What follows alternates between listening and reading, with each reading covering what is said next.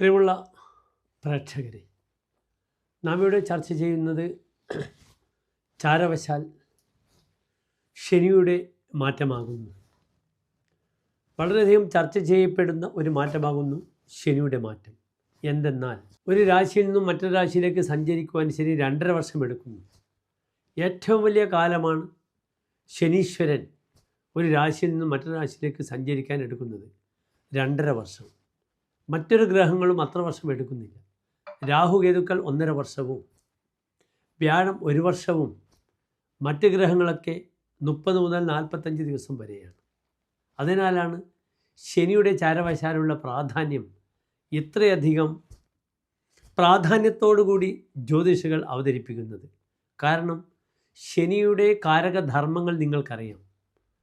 മരണം, രോഗങ്ങൾ, ക്ലേശങ്ങൾ, അപവാദങ്ങൾ, ദാരിദ്ര്യം, ദുഃഖം, അപമാനങ്ങൾ, ഇതൊക്കെ ശനി ഉണ്ടാക്കുന്ന ദോഷങ്ങളാകുന്നു. അതിനാൽ പലപ്പോഴും ജനങ്ങൾ ശനിയെ വളരെ ഭയാശങ്കകളോടെ കാണുന്നു. അതിനിടയിലാണ് കണ്ടകശനി, 7.5 ശനി, അഷ്ടമശനി മുതലായ എല്ലാ പ്രയാസങ്ങളും ശനി ഉണ്ടാക്കുന്നത്. അതിനാൽ ശനിയുടെ മാറ്റം ജ്യോതിഷത്തിൽ വളരെയധികം ചർച്ച ചെയ്യപ്പെടുന്നു. ഇവിടെ ശനി മാറുന്നത് 1200 മീനമാസം 15-ാം തീയതി, അതായത് 2025 മാർച്ച് മാസം 29-ാം തീയതി രാത്രി 9 മണിയോടുകൂടെയാണ് ശനിയുടെ മാറ്റം. ഈ മാറ്റം മേടരാശി മുതൽ 12 രാശിക്കാർക്കും, മീനൻ രാശി വരെയുള്ള 12 രാശിക്കാർക്കും എപ്രകാരമാണെന്നാണ് നാം ചിന്തിക്കേണ്ടത്. ശനി ഏതെല്ലാം രാശിക്കാർക്ക് ശുഭത്വത്തോടുകൂടി വർത്തിക്കുന്നു അഥവാ അശുഭങ്ങൾ ഉണ്ടാക്കുന്നു, ഈ ഒരു ചിന്തയാണ് നാം ഈ ശനിയുടെ ചാരവശാലുള്ള മാറ്റത്തിലൂടെ പ്രതിപാദിക്കുന്നത്. അതിനാൽ മേടം മുതൽ 12 രാശിക്കാരുടെയും ശുഭാശുഭ ഫലങ്ങൾ നമുക്ക് എപ്രകാരമാണ്, ആർക്കൊക്കെയാണ് കണ്ടകശനി, 7.5 ശനി, ഇതൊക്കെ നമുക്ക് ചിന്തിക്കാം. പ്രിയമുള്ള പ്രേക്ഷകർക്ക് വീണ്ടും ഡോക്ടർ മാരാർജി എന്ന നമ്മുടെ യൂട്യൂബ് ചാനലിലേക്ക് സുസ്വാഗതം. പ്രിയമുള്ള പ്രേക്ഷകരെ, നാം ഇവിടെ ചർച്ച ചെയ്യുന്നത് വൃശ്ചികൻ രാശിക്കാരുടെ ശുഭാശുഭ ഫലങ്ങളാണ്.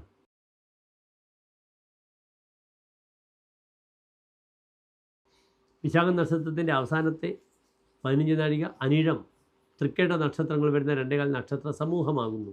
ഇവിടെ വൃശ്ചികൻ രാശിക്കാർക്ക് ശനി ചാരവശാൽ 5-ാം ഭാവത്തിൽ പ്രവേശിച്ചു. 5-ാം ഭാവത്തിൽ നിൽക്കുന്ന ശനി എപ്രകാരം വൃശ്ചികം രാശിക്കാർക്ക് ശുഭാശുഭ ഫലങ്ങളെ പ്രദാനം ചെയ്യുന്നു എന്ന് നമുക്ക് ചിന്തിക്കണം.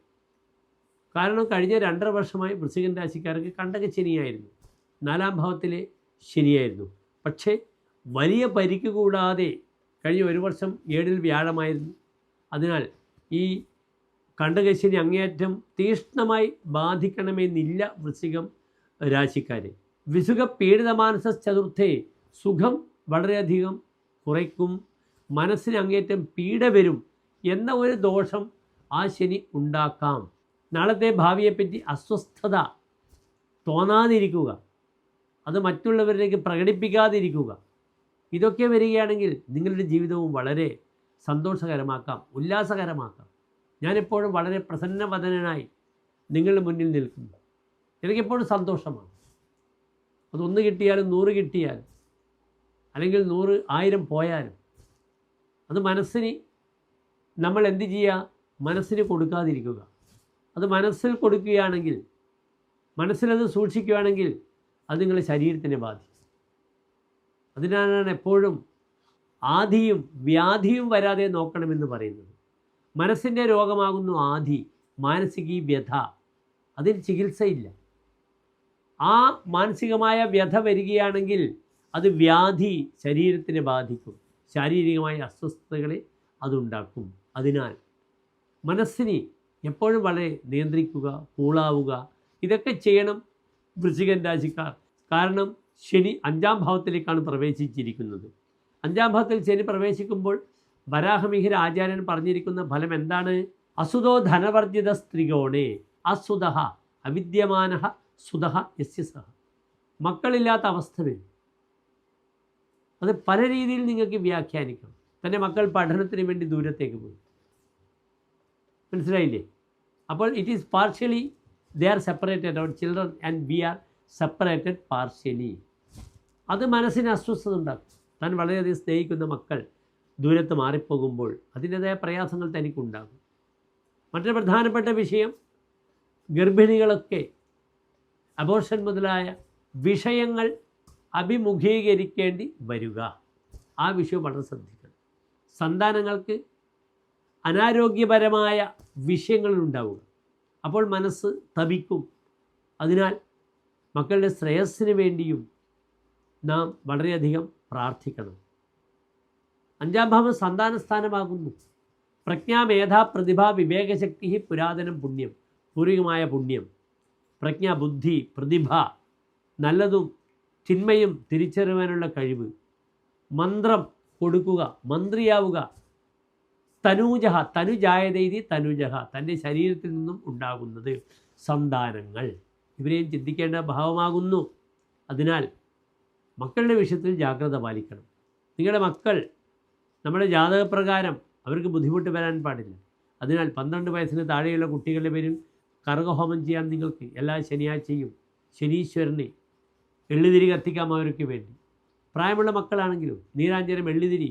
സ്വതവേ എൻ്റെ അഭിപ്രായത്തിൽ ഈ 5-ൽ ശനി നിൽക്കുന്ന കാലയളവ് 2.5 വർഷം 2 തിരിയിട്ട് എന്ത് ചെയ്യുക, നെയ്വിളക്ക് കത്തിക്കും എല്ലാ ശനിയാഴ്ചയും കാലത്ത് ഉദയ സമയത്ത് 48 മിനിറ്റ്, 1 മുഹൂർത്തം, 2 നാഴിക. അത് ചെയ്താൽ വളരെയധികം സന്താന വിഷയത്തിലേക്ക് മക്കൾക്ക് വളരെയധികം ഗുണങ്ങളുണ്ടാകും. തനിക്ക് ശാരീരികമായി ഒരു മന്ദത വരും. തൻ്റെ ബുദ്ധി ഒരിക്കലൊരു സ്വസ്ഥത ഉണ്ടാകില്ല. അതിനാൽ എന്ത് ചെയ്യണം? വൃശ്ചികൻ രാശിക്കാർ എള്ളിൽ കുളിക്കണം. ഞാൻ എപ്പോഴും ചെയ്യുന്ന കാര്യമാണ്. വെള്ളത്തിൽ കുറച്ച് എള്ളിട്ട് അരമണിക്കൂർ കഴിഞ്ഞ് ആ എള്ള് ജലത്തിൽ കുളിക്കുക. അത് ശനിയുടെ മന്ദത നമുക്ക് മാറ്റും.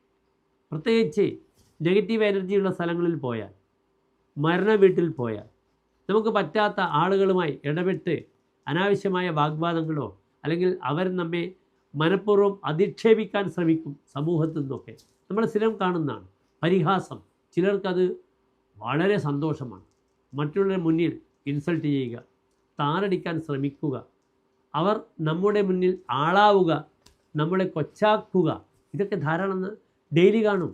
അത് സഹോദരങ്ങളുടെ ഇടയിൽ പോലും കാണും. തൽക്കാലം നമ്മെ ഒരു കരിവാരി തേക്കാൻ ശ്രമിക്കുക. നമ്മൾ പ്രാപ്തരല്ല എന്ന് മറ്റുള്ളവരുടെ മുന്നിൽ ഒന്ന് എന്ത് ചെയ്യുക, സംസാരിച്ച് നമ്മെ കൊച്ചാക്കുക. നമ്മൾ സഹോദരങ്ങളുടെ ഇടയിലും അല്ലെങ്കിൽ സമാജത്തിൽ, സമൂഹത്തിലും കാണും. അവിടെയൊന്നും നിങ്ങൾ താഴ്ന്നു കൊടുക്കരുത്. അങ്ങനത്തെ ഒരു അവസ്ഥ വരുമ്പോൾ അത് മനസ്സിന് കൊടുക്കരുത്. അവർ ചെയ്യട്ടെ, അതുക്കും മേലെയാണ് നാം എന്ന് നമ്മളുടെ മനസ്സിനെ പരിഭാഗപ്പെടുത്തിയെടുക്കുക. അവിടെയാണ് ഞാൻ പറഞ്ഞത്, വന്ന് എള്ള് ജലത്തിലിട്ട് ഒരു അരമണിക്കൂർ കഴിഞ്ഞ് നിങ്ങൾ കുളിച്ചു നോക്കൂ. നിങ്ങൾക്കുണ്ടാകുന്ന ഒരു ഊർജം, ശാരീരികമായി നെഗറ്റീവ് എനർജി ഒക്കെ മാറട്ടെ. അങ്ങനെ ചെയ്യുക. അതേ രീതിയിൽ നിങ്ങളുടെ വീട്ടിൽ പച്ചക്കർപ്പൂരം കൊണ്ട് നിങ്ങൾക്ക് എന്ത് ചെയ്യാം? പച്ചക്കർപ്പൂരം കൊണ്ട് നിങ്ങൾക്ക് വീട്ടിൽ ആരതി ഒഴിയും പോലെ വീട്ടിലൊക്കെ നിങ്ങൾക്ക് ഒഴിയാം. യഥാർത്ഥ പച്ചക്കർപ്പൂരമായിരിക്കണം. മാർക്കറ്റിൽ നിന്ന് കിട്ടുന്ന ക്യാംഫർ ആയിരിക്കരുത്. ഒരു കാര്യമില്ല. നിങ്ങൾ ആസ്തമ രോഗികളാകും അതിൻ്റെ പുക കാരണം. നിങ്ങൾ മക്കൾക്ക് ശ്വസിക്കാൻ ബുദ്ധിമുട്ട് വരും. യഥാർത്ഥ കർപ്പൂരം ഉപയോഗിച്ച് നിങ്ങൾ എന്ത് ചെയ്യുക? നിങ്ങളുടെ വീട്ടിൽ നന്നായി ആഴ്ചയിൽ ഒരു ദിവസം, പ്രത്യേകിച്ച് ശനിയാഴ്ച, എല്ലാ ഭാഗത്തും ഒരു തട്ടിൽ, ഭസ്മത്തട്ടിൽ യഥാർത്ഥ ഭസ്മമായിരിക്കണം. ചാണകത്തിൻ്റെ യഥാർത്ഥ ഭസ്മമായിരിക്കണം. ആ ഭസ്മത്തിൽ 2 പച്ചക്കർപ്പൂരമിട്ട് എല്ലാ സ്ഥലത്തും കാണിക്കൂ. എല്ലാ നെഗറ്റീവ് എനർജിയും വീട്ടിൽ മാറും. കല്ലുപ്പിട്ട് വീട് തുടക്കൂ. എല്ലാ നെഗറ്റീവ് എനർജിയും വീട്ടിൽ മാറും. 5-ൽ ശനി നിൽക്കുമ്പോൾ ചമത്കാര ചിന്താമണിയിൽ ഇപ്രകാരം പറഞ്ഞിരിക്കുന്നു: പഞ്ചമേജ ശനോ പ്രജാഹേതു ദുഃഖി. 5-ൽ ശനി വരുമ്പോൾ പ്രജാഹേതു ദുഃഖി, പ്രജാ മക്കൾ, ഹേതു കാരണം ദുഃഖം അനുഭവിക്കും എന്ന് പ്രത്യേകം പറഞ്ഞിരിക്കുന്നു. വിഭൂതിശ്ചലാതസ്യ ബുദ്ധിർന്ന ശുദ്ധ. അദ്ദേഹത്തിൻ്റെ ബുദ്ധി ഒരിക്കലും ശുദ്ധമായിരിക്കില്ല. അതിനുള്ള പരിഹാരങ്ങൾ ഞാൻ പറഞ്ഞു. വിഭൂതിഹി ചല, തൻ്റെ ഐശ്വര്യം നശിച്ചു പോകും. അതിനാലാണ് ഞാൻ നേരത്തെ സൂചിപ്പിച്ചത്, ധനവർജിത, ധനം കൈവിട്ടു പോകും. ഇൻവെസ്റ്റ്മെൻറ്റ് വളരെ ശ്രദ്ധിക്കണം. ഊഹക്കച്ചവടം, ഷെയർ മാർക്കറ്റിലൊക്കെ കളിക്കുന്നവർ വളരെയധികം ജാഗ്രത പാലിക്കുക. രതിർ ദൈവതേ ധർമ്മശാസ്ത്രേണ തദ്വത്. ദൈവതേ രതിഹി, അല്ലെ, ദൈവികമായ കാര്യങ്ങളോട്, ഭാഗ്യമുണ്ടാകുന്ന കാര്യങ്ങളോട് താല്പര്യമുണ്ടാകും. ഇവിടെ ദൈവമെന്നാൽ ജ്യോതിഷത്തിൽ ഭാഗ്യമാണ്. പക്ഷെ നമ്മൾ ദൈവകർമ്മണ എന്നെടുക്കുമ്പോൾ ദൈവികമായ വിഷയങ്ങളോടുള്ള താല്പര്യം, ധർമ്മശാസ്ത്രേണ ധാർമ്മികമായ തൻ്റെ മതപരമായ കാര്യങ്ങളോടും താല്പര്യം വരും. അതിനാൽ ഈ സമയത്ത് പ്രാർത്ഥന ഒരു വലിയ മരുന്നാണ്, മെഡിസിനാണ് നിങ്ങൾക്ക്. ഓം ശം ശനീശ്വരായ നമഃ എന്ന പ്രാർത്ഥന. അത് ശനീശ്വരന് മൊത്തം വന്നു. എല്ലാ ശനീശ്വര ദേവതകൾക്കുമായി അങ്ങ് പറശ്ശിനിക്കടവ് മുത്തപ്പൻ മുതൽ ഹനുമാൻ ക്ഷേത്രം വരെയായി കഴിഞ്ഞു.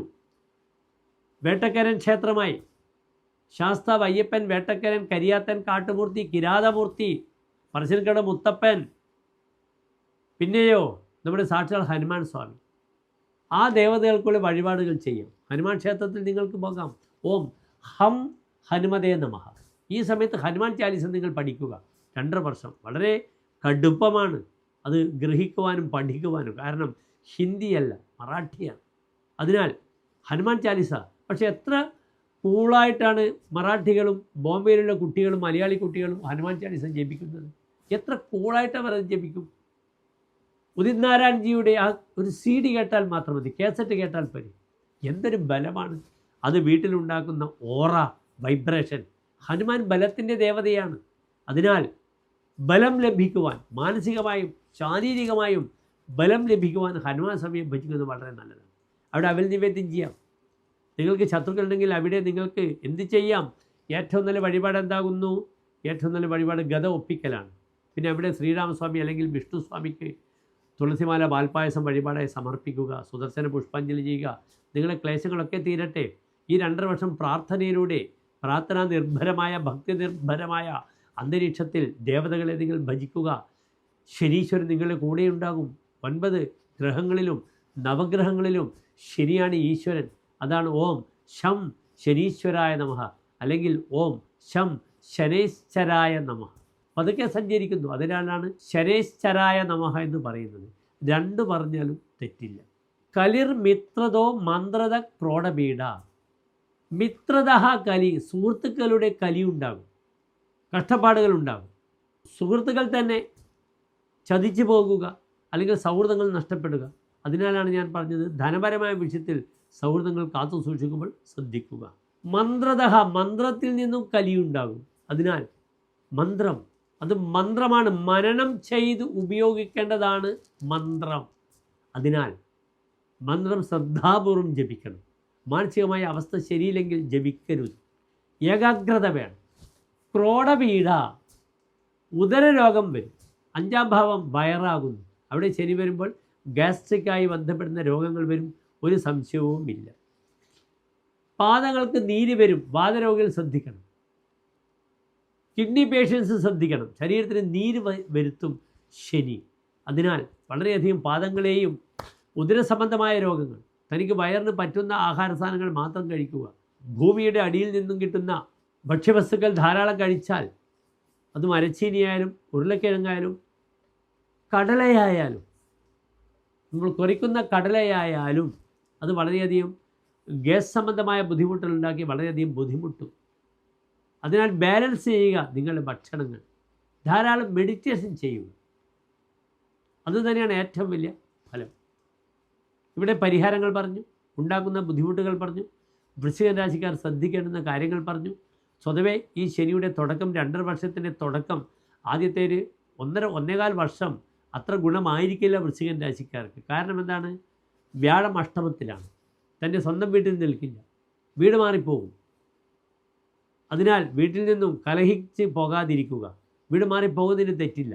പലപ്പോഴും മാറിപ്പോയി വാടക വീട് താമസിക്കുമ്പോൾ അതുവരെ സ്വന്തം വീട്ടിൽ നിന്ന് കിട്ടിയ ഭക്ഷണം അല്ലെങ്കിൽ അമ്മയുടെ ആ പരിലാളനങ്ങൾ അത് മാറി അപ്പുറത്ത് മാറുമ്പോൾ മനസ്സിന് അസ്വസ്ഥത വരും. അതിനാൽ വീട്ടിൽ നിന്നും കലഹമുണ്ടാക്കരുത്. അതിന് 1.25 വർഷം കഴിഞ്ഞാൽ വ്യാഴം 2026 മേയോട് കൂടെ കർക്കിടകത്തിൽ വരും. ആ സമയത്ത് നിങ്ങൾ വൃശ്ചികൻ രാശിക്കാർ സ്വന്തം വീടിനെ പറ്റി ചിന്തിക്കണം. സ്വന്തം വീടുണ്ടാക്കാം, വീട്ടിൽ നിന്ന് മാറിപ്പോകാം. അല്ലെങ്കിൽ വളരെയധികം സാമ്പത്തികമായ ബാലൻസിങ് ഉണ്ടാകില്ല, ബുദ്ധിമുട്ടും. വളരെ ശ്രദ്ധിക്കും. എല്ലാ പ്രിയപ്പെട്ട വൃശ്ചികൻ രാശിക്കാർക്കും നല്ല ശോഭനമായ 2.5 വർഷത്തെ ആശംസിക്കുന്നു. നന്ദി, നമസ്കാരം.